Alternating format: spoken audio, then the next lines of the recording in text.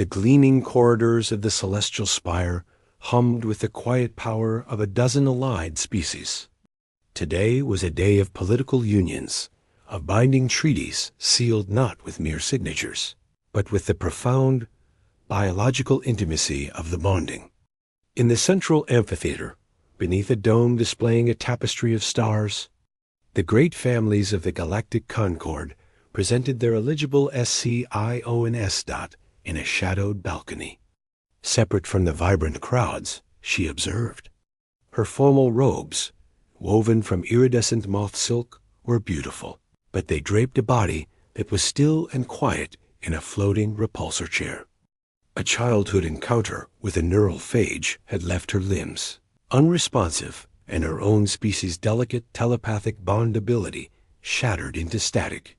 She was a princess of the oldest starfaring race, yet she was a creature of silence in a universe of minds that touched.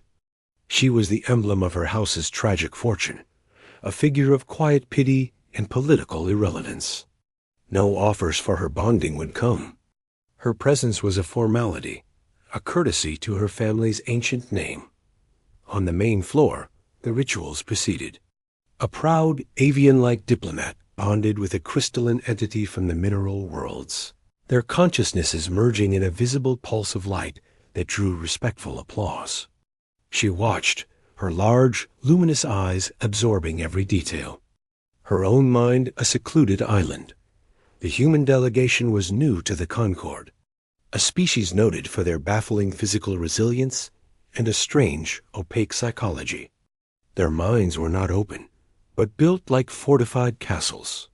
They could not initiate a bond, it was said, and receiving one was rumored to be uncomfortable for them. They were observers here, learning the customs. One of them, a male in the simple, dark uniform of his kind, stood slightly apart from his comrades. While others scanned the ceremony with analytical eyes, his gaze wandered the balconies, pausing on the isolated figure in the repulsor chair. He noted the attendants who did not meet her eyes. The wide berth the crowd unconsciously gave her balcony.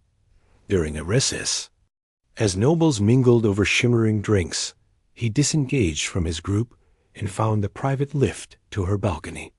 His approach was silent, but the soft whir of her chair turned as she sensed a presence. She looked up, expecting a servant, and found the human. His face was weathered, his eyes a calm, steady gray.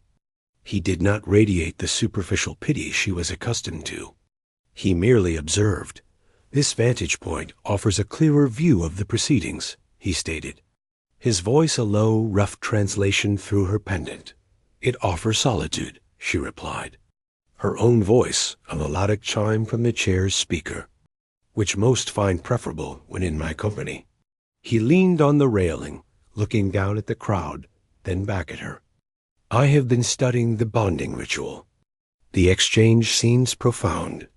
It is the foundation of trust for many species here. It is a sharing of essence, of memory, of self. It cannot be falsified." She could not keep the longing from her tone. A silent ache for a connection her own biology denied her. "And you are not participating." It was not a question. A faint, sad light pulsed in the patterns on her skin. "I am incompatible. The phage damaged my bonding nodes. To attempt a link with me would be to experience only chaos and pain. It is undesirable." The human was silent for a long moment, watching the diplomats below. "My people," he began slowly, "we have a concept. We call it seeing eye to eye. It does not require a neural link. It requires only a choice to understand." She blinked. A quaint notion. But understanding without a bond is guesswork. It is why your species is viewed as enigmatic. You are closed books. "Perhaps," he said, turning fully to face her. "Or perhaps we build bridges instead of opening doors." He took a step closer, his manner respectful but unwavering. "I have no bonding nodes to offend. My mind is, as my superiors say, fortified. The chaos you speak of would find no purchase in me, for there is no mechanism to receive it. Her luminous eyes widened. The implications hung in the air between them, delicate as spun glass. He was not offering pity. He was presenting a hypothesis. "You suggest," she whispered, "that my condition is not an impairment." "For you." "I suggest," he corrected gently, "that your condition is irrelevant to a different form of connection. My people bond in other ways. With words. With actions. With shared silence."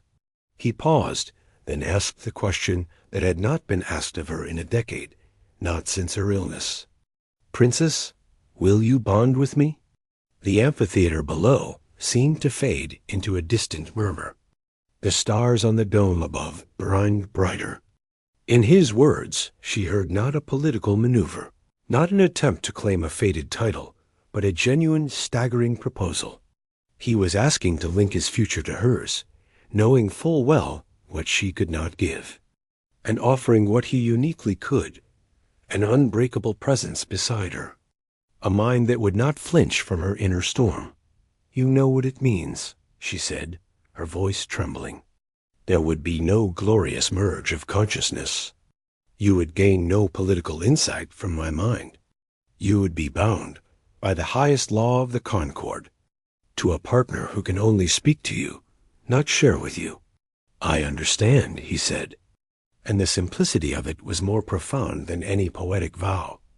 The ceremony master was profoundly confused. When the human delegate returned to the main floor, guiding the repulsor chair of the crippled princess to the central dais, a ripple of shock, then hushed disbelief, spread through the assembly. Her own family looked on in stunned silence. This was unprecedented. This was absurd. The master cleared his throat. The bonding requires a neural confluence. It is biologically impossible for the recipient to form. The bonding requires a mutual oath, witnessed by the Concord. The human interrupted, his voice carrying without raising. The form that oath takes is between the participants. We will take ours. Under law, they could not be refused. The master, flustered, activated the ceremonial resonance field. It would record their vows and make them binding under interstellar law. He knelt beside her chair, bringing his eyes level with hers. He did not reach for her head, where bonding nodes would be. He simply held her gaze. "I see you," he said, the words amplified through the field. "I choose to stand with you. I will be your voice where you are not heard, your strength where you are not mobile, and your shield against all indifference. This is my bond." Tears, glimmering like liquid silver, traced paths down her cheeks. She spoke, her chime voice clear and strong. "I see you. I choose to trust you. I will be your guide in this universe of minds, your counsel in this sea of stars, and your constant in a galaxy of change. This is my bond." There was no pulse of psychic light, no merging of auras. Only a man kneeling before a woman in a chair, their words hanging in the silent air. To many, it seemed a hollow ceremony, a bond in name only. They were wronged out in the years that followed. The bonded pair became a quiet legend. The human, with his relentless practicality, worked with her brilliant, strategic mind. She could not give him her thoughts directly, but she could speak them, and he would listen with a focus that made her feel heard for the first time. He designed systems that responded to the subtle bioelectric field she could still emit, giving her control over her environment, over ships. She was no longer a passenger in her own life. On a mission to mediate a conflict on a volatile frontier world, their shuttle was forced down in a mountain range. The human was injured, their communication array shattered. The temperature was plunging. Her repulsor chair, damaged, was failing. She used her limited control to maneuver the chair, dragging him to the relative shelter of a cave. With the last of her chair's power, she activated a weak distress beacon. Then, in the darkness, with the wind howling outside, she did the only thing she could. She talked, She told him stories of her people, of the stars before the Concord, her voice a steady chime against the silence. She kept him awake, kept him present, her words a tether to life. When the rescue team found them, the human was conscious, his hand resting on the arm of her silent chair, his eyes fixed on her face as she spoke. The medics reported a curious thing. His vital signs, though weak, had stabilized hours before, coinciding with the activation of the beacon. It was as if a will stronger than shock had commanded his body to hold on. In the safety of a medical frigate, he asked her about it. She looked at him, her luminous eyes soft. "You told me your mind was a fortress, but even fortresses have a gate. I could not enter, but I could knock. I poured every ounce of my will, my need for you to survive, into the only channel I had. My voice. You must have heard it."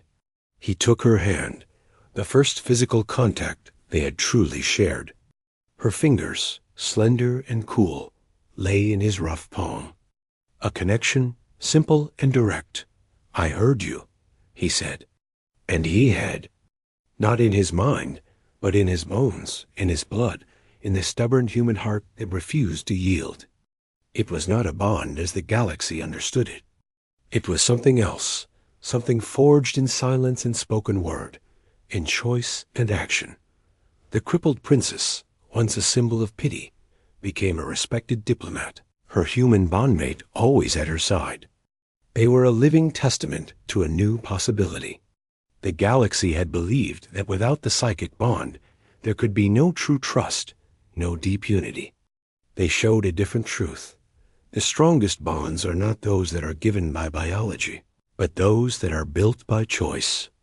They are built word by word, action by action, in the space between two.